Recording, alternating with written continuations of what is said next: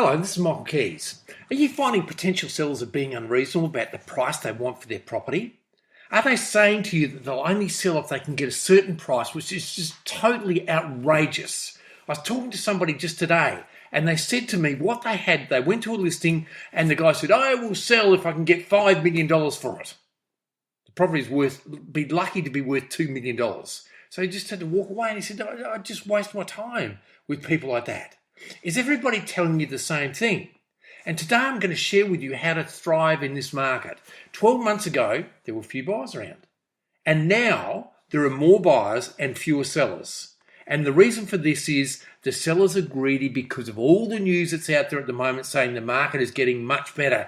And they expect an immediate improvement in the market. And everybody wants to double their price straight away. Sellers are waiting for something they may never get. If you don't know how to handle these times, you're going to struggle. When I was selling in tough times, I applied the following to not only survive, but to thrive. The first thing is do not generalize. People say, I spoke to somebody else and they're having the same problems. If you're saying to yourself, everybody is being greedy and unreasonable, you're on your way to failure. Because everybody is not being unreasonable, there are still people who are reasonable in selling. Just look at the settlements in your service area over the last 6 months and you'll see that there are many sales. The second thing is replace the statement of everybody is being unreasonable with how am I going to get around this? How am I going to get more listings and make more sales? There is always a way. And the third thing is get to work. Stop thinking too much about why things won't work and get to work. Do the K500 over the next 5 days and you'll find 3 good listings. You'll be motivated and you'll be saying, yes, bring this on. Give me more of this, because while you're doing this, your competitors are sitting back and making excuses. It's like the king who put a boulder on his main highway heading into his city.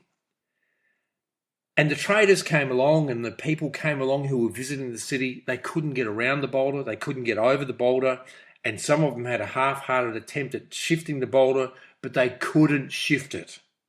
And the king was getting dismayed because he sat there for days watching from a secret vantage point.